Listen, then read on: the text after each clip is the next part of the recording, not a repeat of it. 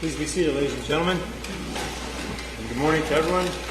Ladies and gentlemen, thanks again for coming back. First and foremost, that's the most important thing. We do appreciate that. And seriously, thanks for your cooperation and your dedication to duty, and I mean that also. So with that, did everything go smoothly last night? Anybody have any problems? Anything come up? Okay. Thank you all very much. All the admonitions were gone by? Okay, thank you very much. With that, ladies and gentlemen, we're going to proceed then with the presentation of the state's case. The next witness is going to be called. You're going to hear testimony by what is termed a deposition. Okay? A deposition is a method of preserving testimony from a witness who cannot appear in person in court for whatever reason. The testimony of a witness who testifies by way of deposition should be judged as to the credibility using the same tests and in the same manner that you would use to judge credibility as if that person was here in court testifying in person. Okay? With that, state ready to call your next witness. Okay. All right. Go. And you need to hear it. If you can't hear it, just let us know. We can back it up to whatever you need to do. It may start off a little loud or too low. Ms. Kreider here is an expert, and she'll adjust it accordingly.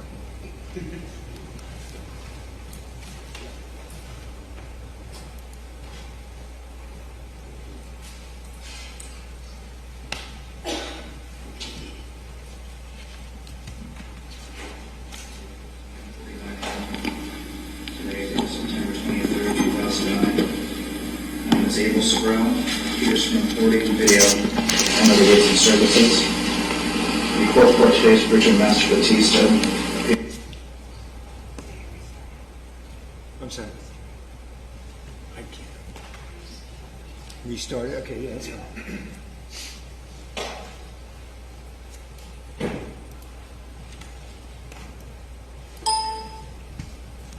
Here's some recording.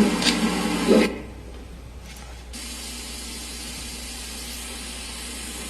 Good morning. The time on record is 9:49 a.m. Today is September 23rd, 2009. My name is Abel Sabrell. Here's some recording video and other goods and services. The court for today's Richard Master Batista. Peterson reporting. Located at 530 B Street, Suite 350, San Diego, California, 92101. This begins the videotape deposition of Gary Wellison, testifying from the state of Ohio versus Anthony Kirkland, taken at Peterson Report in San Diego, California. The video and audio recordings will take place at all times during this deposition, unless all counsel agree to off the record. Beginning and end of each videotape will be announced. Counsel, please identify yourselves and state who you represent. Mark Pete Murray for the state of Ohio. Norman Albin for Anthony Kirkland. Thank you. The court will now swear the witness. Would you raise your right hand for me, please? Do you solemnly swear that the testimony that you're about to give will be the truth, the whole truth, and nothing but the truth? I do. Thank you. Tell us your name, please. My name is Gary Rollison. Spell your last name, Gary, if you could. Sure. Rollison. How are you employed? I am a professor at California State University, San Marcos. What type of subjects do you teach, Mr. I'm a Wilson? sociologist. How long have you been so employed? At Cal State, 13 years now. And prior to that, how were you employed? I was a professor at Arizona State University for 3 years. 3 years prior, University of Oklahoma, and 4 years prior at the University of California, Santa Barbara. Are you currently married? Yes, I am. Do you have any children? Yes, I do. How many children did you have? I have 2 children. A son and a daughter? Correct. And I understand the purpose we're here today is about your daughter, Kimia. Is that correct? That's correct.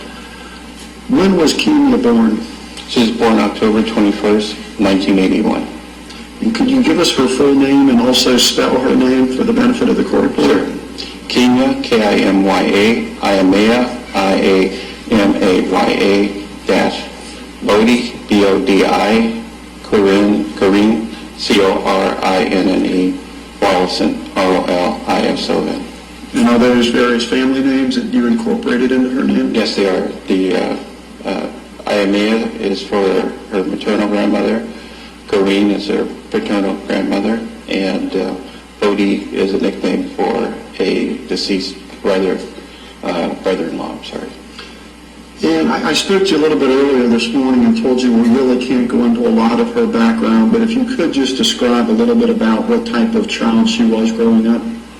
Well, she was a very bright child. She was very much outgoing, fun-loving, if you will. And as I had occasionally mentioned to you, she was effervescent. Well, I don't know if I had a chance to tell you, but she was effervescent, always engaged, a bit messy. Okay. And her mother, did her mother have some mental health issues? In 1986, her mother was diagnosed as paranoid schizophrenic. And was Kenya living with her at the time? Yes, she was living, yes. Did that affect Kenya? Yes. In what way? Well, part of it is the bonding. She was extremely close to her mother, and it was hard for her to understand the strange behaviors. And has her mother since passed? Yes, she has. Did Kenya develop some problems herself after that, the experience with her mother's mental health issues and her mother passing? Well, she became a little bit more rebellious, somewhat withdrawn, and she wasn't quite as happy-go-lucky as I described her as being earlier. Did Kenya at some point marry? Yes, she did. And was that a young man from Cincinnati, Ohio? Yes, he was. I believe his name was Anthony Davis. Correct. Did Kenya have any children? Yes, she did. And how many? 2 children. How was the relationship with this Anthony Davis? Was that a healthy relationship or a somewhat violent relationship? I would characterize it as somewhat violent and unhealthy. At some point in time, did Kenya she was living in California and then moved back to Cincinnati or moved to Cincinnati with this Anthony Davis? She moved with Anthony Davis after they were married to Cincinnati. She had grown up here in San Diego. And approximately when was it that she had moved to Cincinnati? 2002. After that, did she come back and if you could kind of describe her travels from that point on, she was married in California, and then in 2002 is when she moved to Cincinnati? Right. And then what happened after that, sir? Well, she did come home to visit, I believe, in December of 2004 for the holidays. And she went back, and we didn't see her again here in San Diego until the end of May 2005. But before that, we had made a trip to Cincinnati. Did both her and her husband, Anthony, develop any type of problem during this time? 2 problems. One, the violence that you mentioned earlier, and the second, drug addiction. Did she attempt to get help for that? Yes, she did. How was that? We being myself and my wife, we thought it was successful. However, we've come to find out it wasn't. If you could describe that, sir. She spent 60 days in rehab. Where was that? That was in Cincinnati. When was that? That would be in 2005. Okay, you're correcting yourself, okay. Yeah, I'm correcting myself, 2006. I believe that was towards August, September, October, that time frame. Yes. What about her husband, Anthony, at that point in time? Was he also in the picture still, or I believe something may have happened to him just prior to that? Yes, before, while Kevin was here in San Diego, Anthony, her husband, was arrested for robbery and sent to prison here in California. I believe that was, so they had been back and forth between Cincinnati and California, and I believe they actually were back in San Diego in the early part of the summer of 2006. Yeah, she came at the end of May.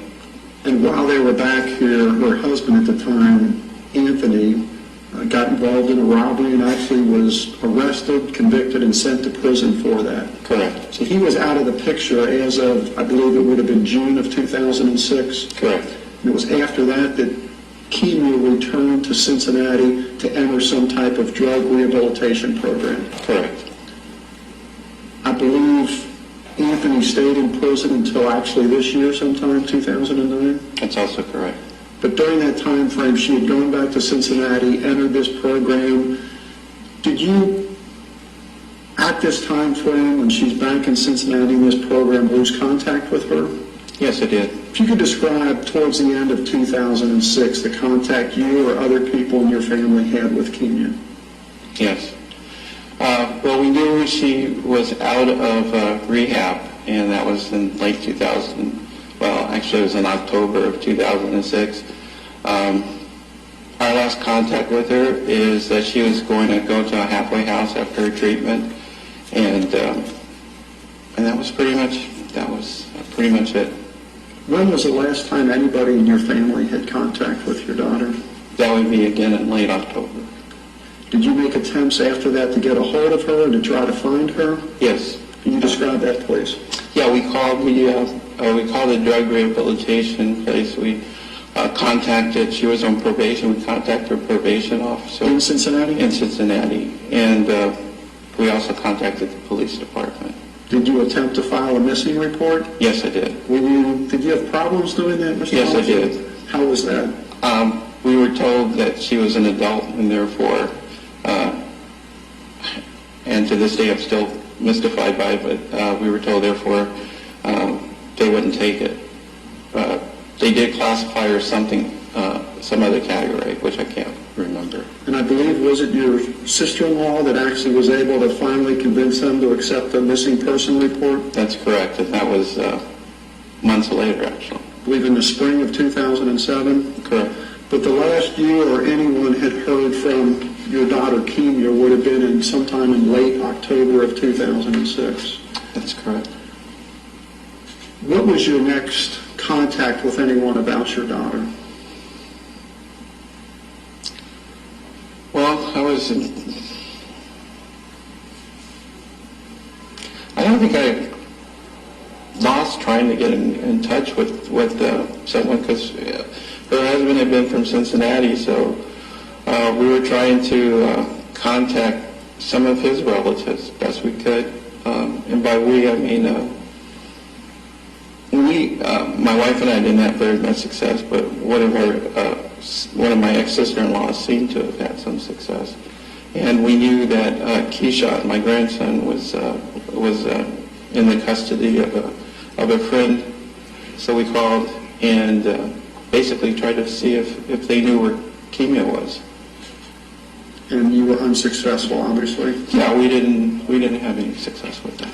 I believe it was earlier this year, possibly in April of this year, 2009, that you got a call from someone with the Cincinnati Homicide Department. Yes, we did. What was the nature of that contact, and how did that affect you, sir? Well, they informed us that some bones had been discovered, and they had reason to suspect it was the remains of my daughter. And we waited, and after a while it was confirmed. And I believe that was through dental records. Yes, sir. Were you able to get those remains back? Yes, we eventually got them back. We had a memorial service this past May, and was able to bury her remains with her mom in June.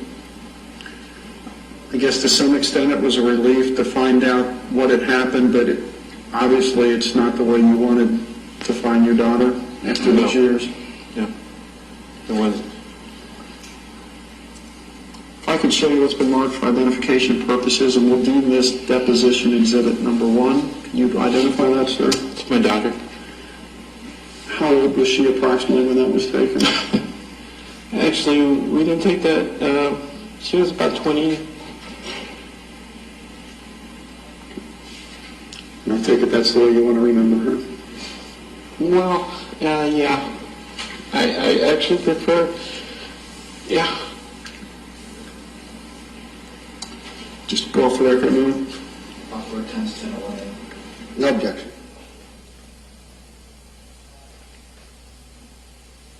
Record 10-10-11. Just one other thing, Mr. Rollison. You mentioned Kenya had 2 children. I believe it's a son and a daughter. Correct. How are they now, and do you have contact with them? Yes, a contact. We've basically been raising her daughter, Camilla. And How old is she? She is now 6.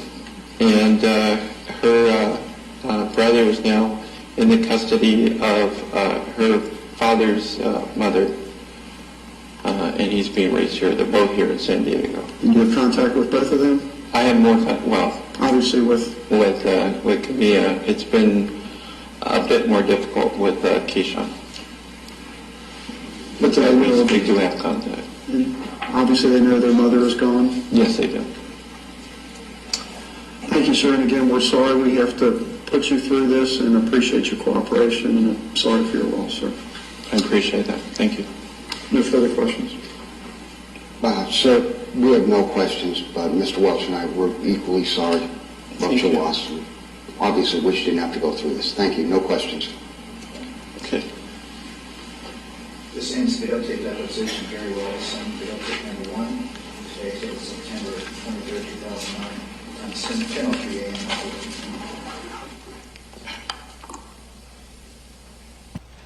Next witness would also be in the deposition of Lisa Kenny. Lisa Kenny, thank you. We're on the record, the time is 7:52 a.m. The date is June 8th, 2018. This is the beginning of the deposition of Lisa Kenny.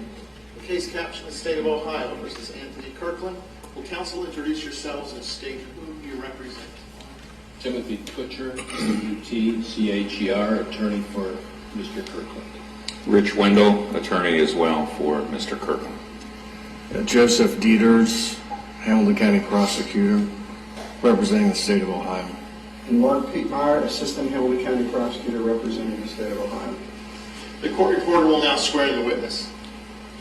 Ms. Kenny, would you please raise your right hand?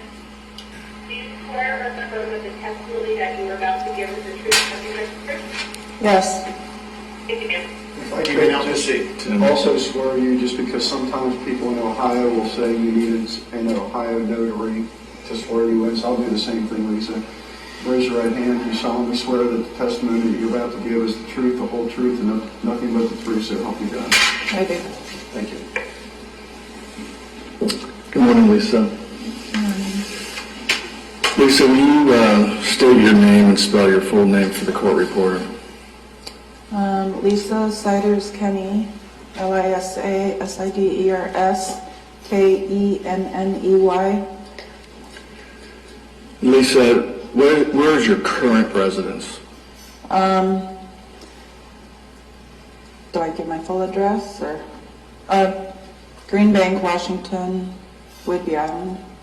Okay. And are you married? I am married. And who are you married to? I'm married to Tom Kenny, Esme's father, And you had one child with Tom? one child.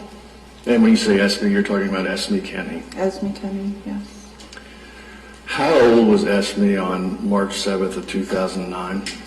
She had just turned 13, When was her birthday? January 20th. And on March 7th, 2009, where did you live then with Tom? We lived at 5902 Winton Ridge Lane in Cincinnati, Ohio. And who lived in that residence? Tom, my husband Tom, myself, and Esme. And we're going to show you what has been marked as State's Exhibit 3A. Yeah, that's my house right there.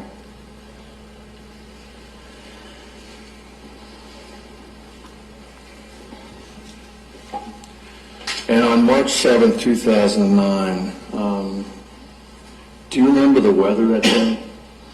It was a beautiful spring day. It was the first one that we had had. About the mid-60s. Yeah. And what were you doing that day? It was a Saturday. I got up and went to the YMCA with my good friend Denise, and we hit balls and went to a yoga class. And then when I came home, it would have been a little bit after noon or something. We were renovating our kitchen, and the drywall guys had just been there, and they had just left a big mess, especially in the front entry, which had wood floors, and there was drywall dust all in the wood floors, and I started cleaning that at some point.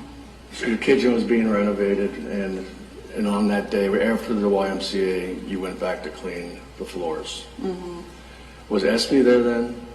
She was there. She had gone with her dad to her guitar lesson that morning, and they'd stop at the grocery store and bought me a big bouquet of yellow roses for some reason, so that was very nice.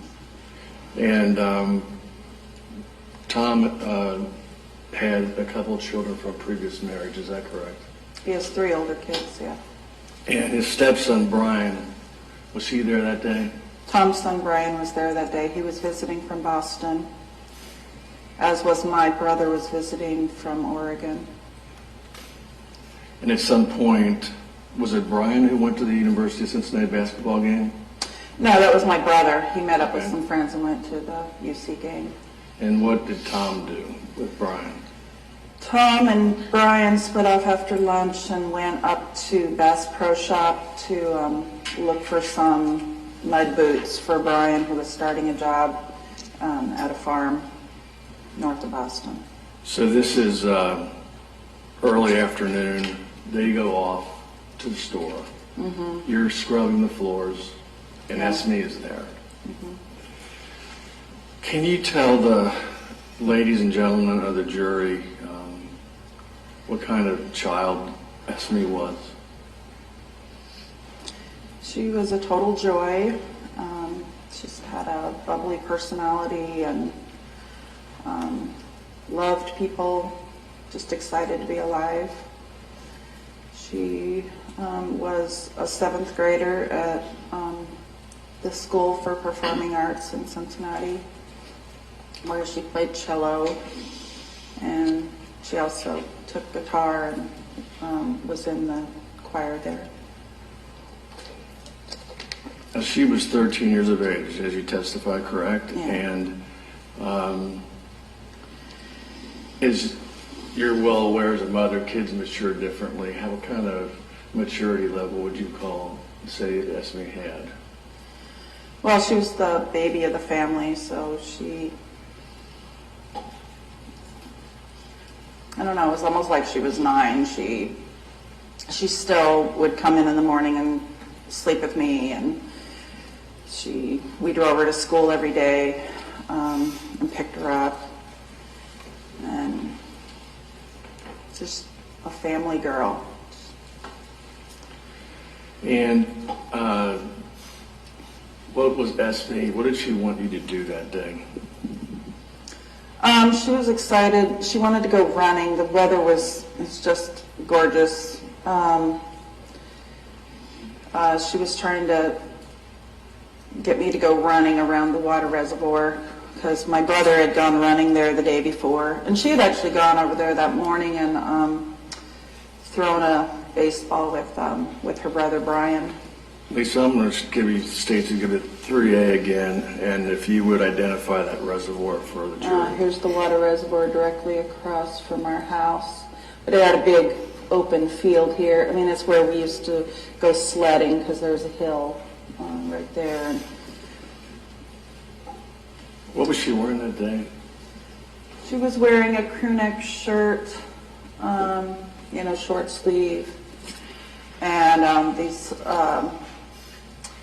long silver athletic pants that had white stripes up the side. And she was wearing a gray hooded sweatshirt from Water of the Gods, which is a place near my dad's house in Montana. And when I was cleaning, but she was like, let's go for a run. She's just full of energy. She was really excited because it had been her sister's, Franny's, birthday the day before, and she was excited to Skype with them. That's a video transmission between computers. Yeah, she was excited to have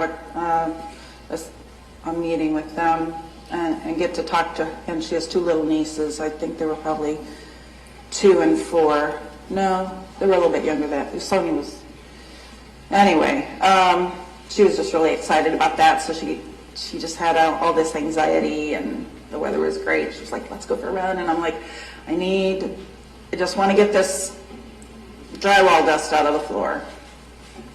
I wanted to get it up. It was, anyway, it was driving me nuts, and it wasn't very safe. And in your discussion with Esme, did she describe could you tell her where she's allowed to run and things like that? Yeah, I said, well, to me it was a big deal. It was the first time she'd ever done anything by herself. I said, well, I just thought, go blow off some energy, just like go across, just run around one time around the reservoir and come right back. Because I thought that would buy her time before her sister, called back. But you had decided to go back to cleaning, correct? Yeah, well, I wanted to get it done. I was like halfway finished, and I just, I would have put her to work, but it's drywall dust. It's not something you want a kid touching. Otherwise that would have been a great activity for us to do together. But what was the last thing Esme said to you before she went on a jog? she was super excited to be doing this thing, independently. But, it was a big deal. She wondered whether she should wear a sweatshirt, and she ended up, I'm like, well, you're going to get hot as soon as you run.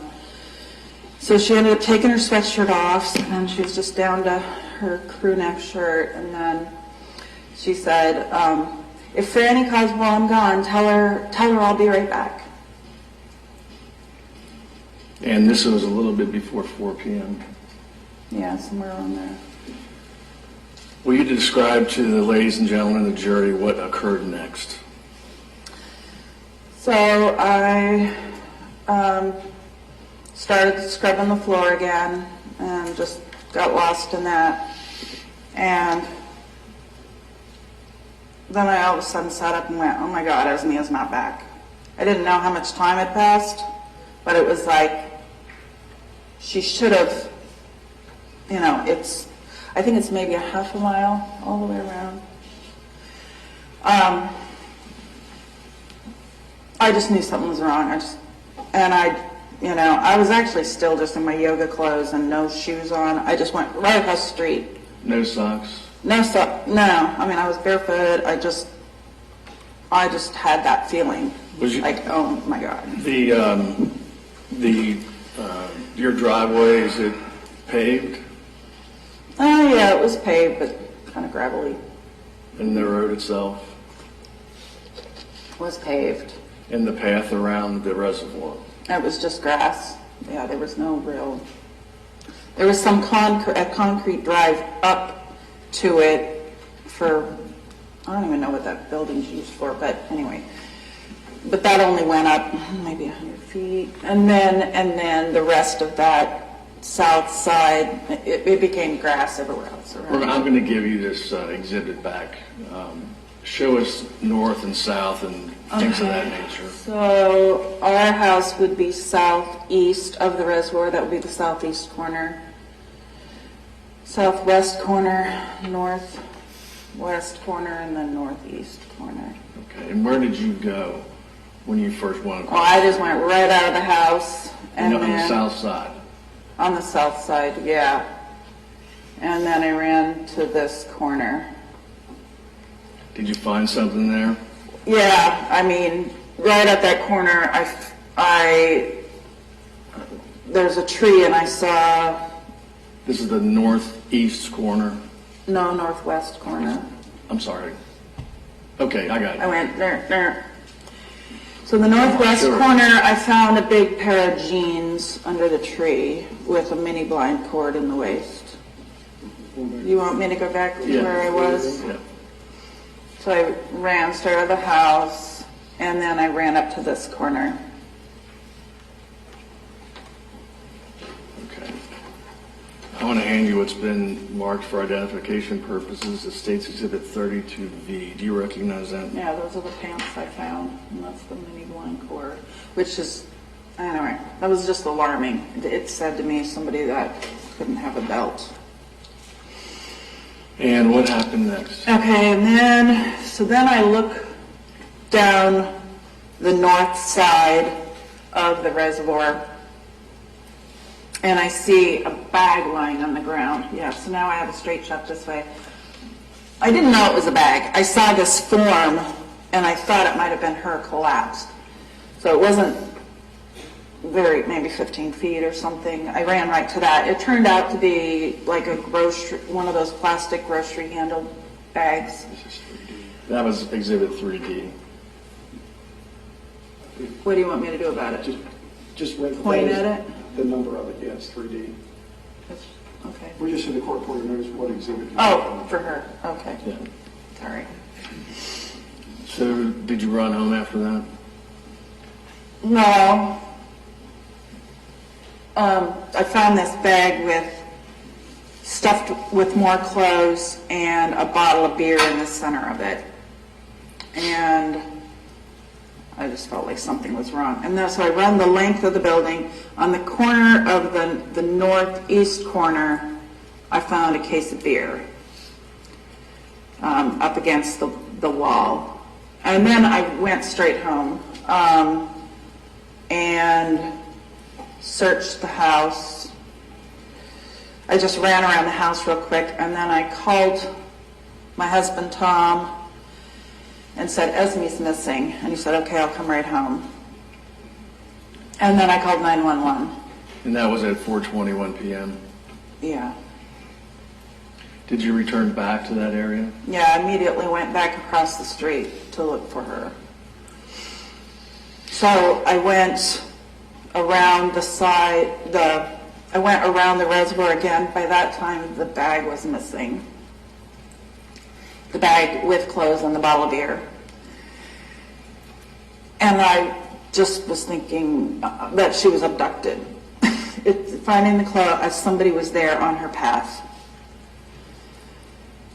And so I thought about where they might be. And so north of the reservoir started another triangle of woods before you get back up to the intersection of roads. And it was very thick. I was trying to I thought if somebody grabbed her, they probably would have gone in those woods.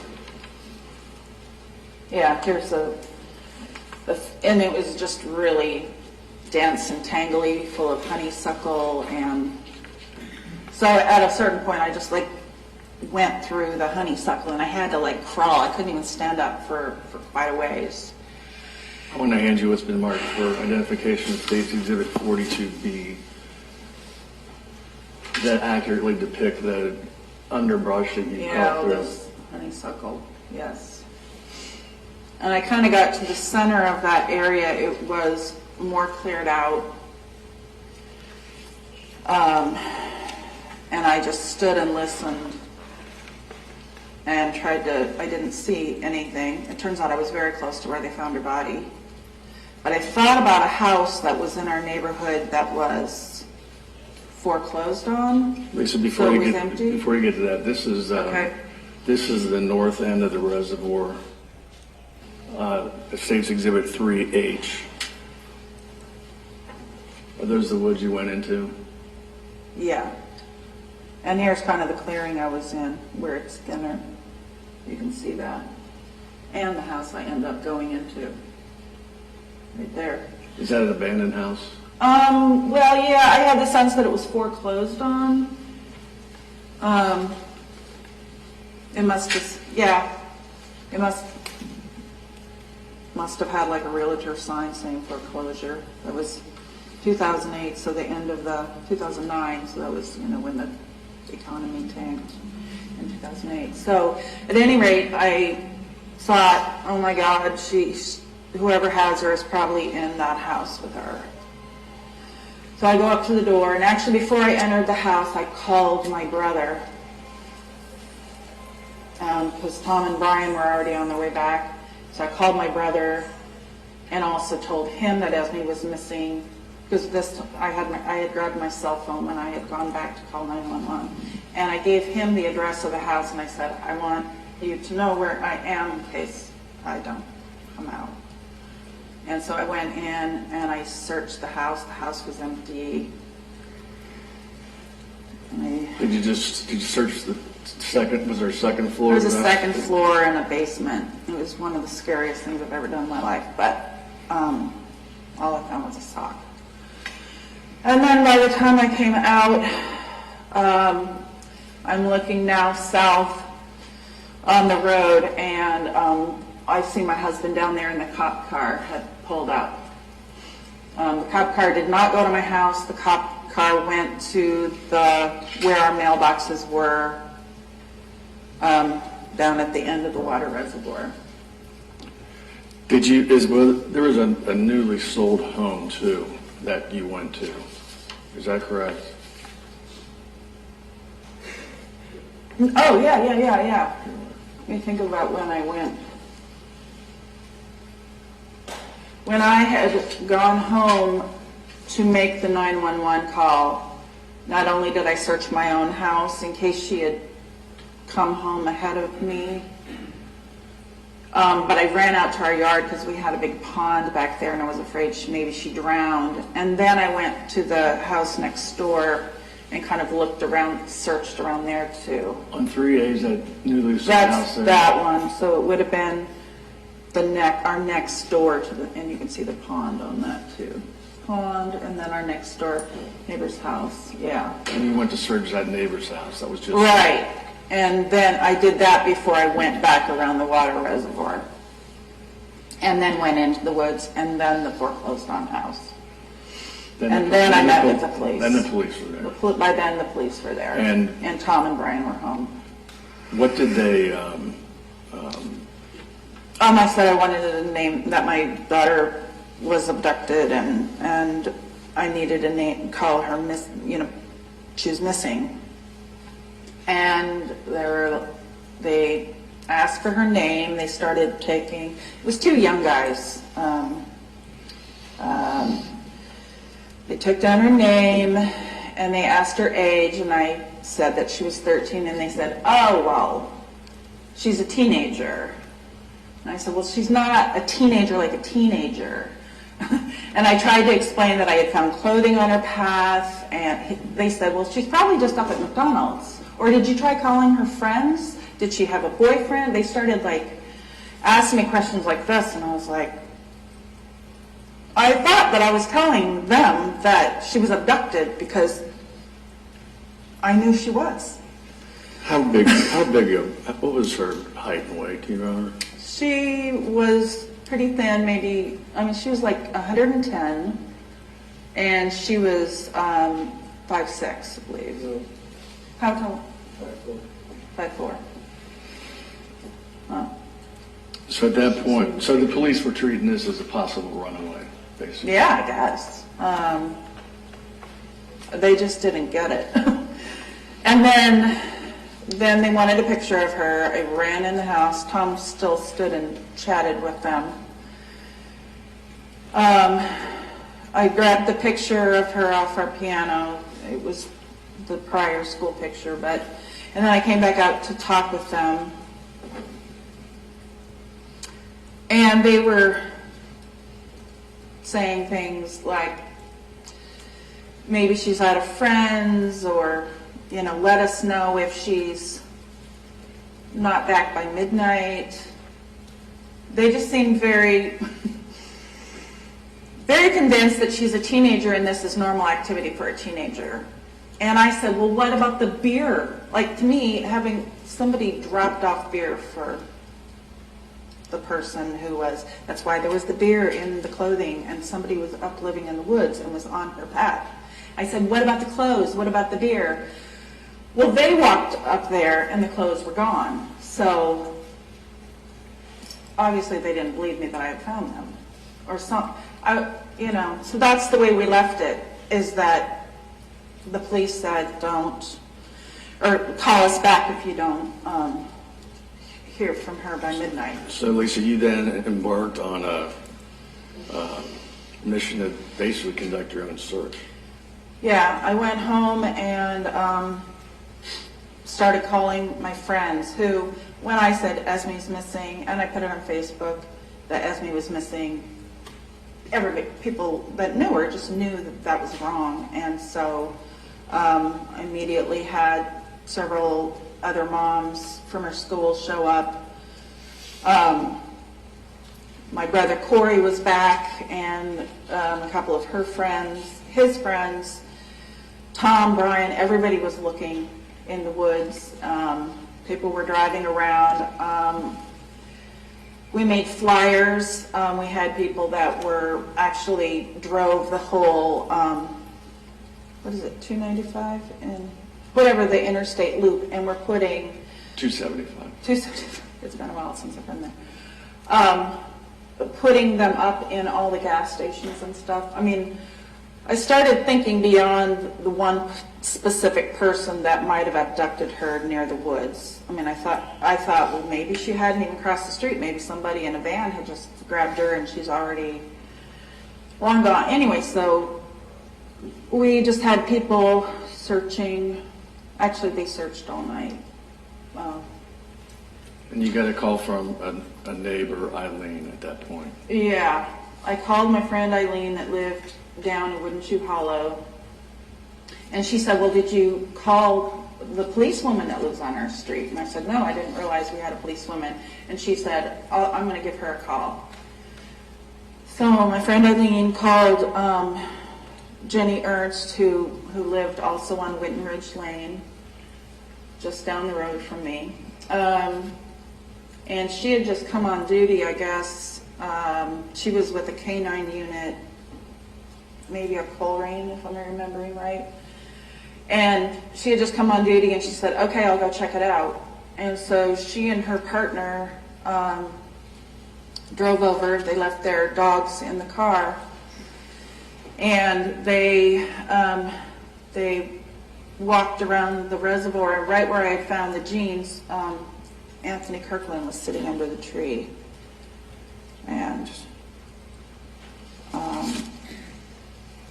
I obviously wasn't there, but I got a phone call from Jenny asking if Esme was wearing a watch and had an iPod with her, and I said yes.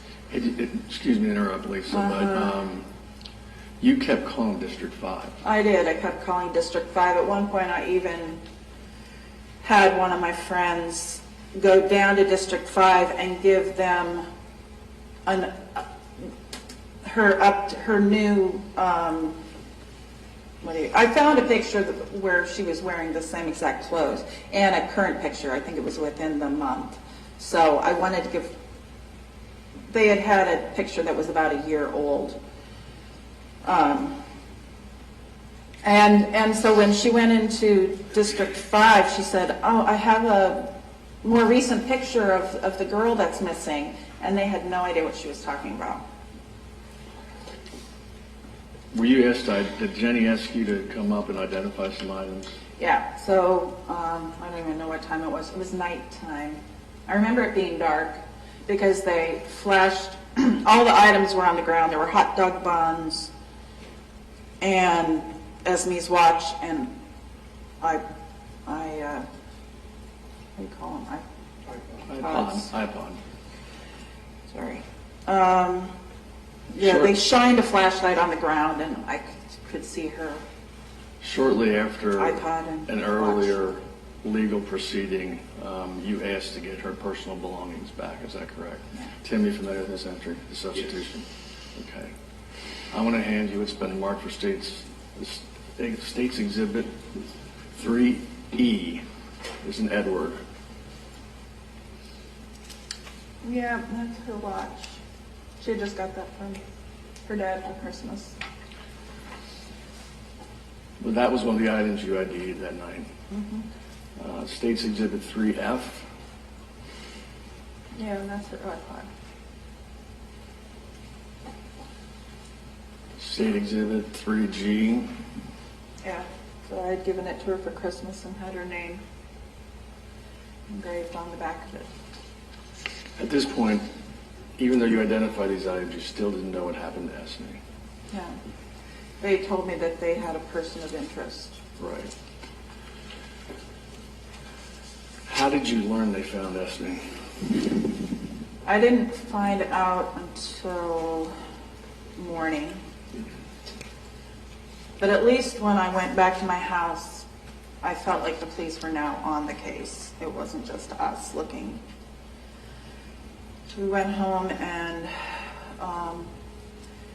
we didn't really sleep that night, but we had been lying down upstairs, and I don't know what time it was. It was the spring forward night, so I'm not entirely sure what time it is, but we got a phone call from my brother-in-law saying that they had called off the Amber Alert.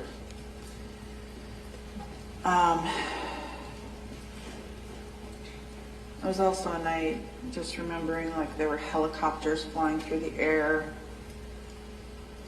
Well, anyway, it's hard to sleep. I still can't hear helicopters without, Did you talk to thinking about it. District 5 at that point? Well, actually, we turned on the TV and it said that the Amber Alert was called off for Esme. I can't remember whether it said that she was found, but we felt very hopeful. And so the first thing we did is my husband called Children's Hospital, thinking that maybe she was just hurt. No, we hadn't been contacted by any of the police yet. We just found this out on our own from it saying it on the TV that the Amber Alert was off. So then we called District 5, and they were like, "Oh, hasn't anybody called you yet?" And we're like, "No, what's going on?" And they said, "Well, we'll have somebody call you." It took them several hours. We're just waiting, to be contacted by District 5 while they were figuring out, I guess, what they were going to tell us. But a chaplain and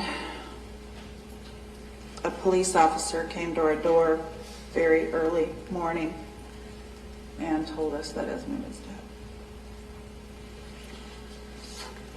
I want to hand you what's been marked for State's Exhibit number 31.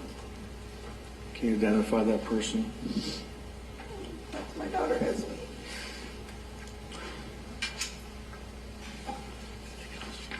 No further questions. No questions, thank you. All right, the time is 8:24 a.m. We're now off the record.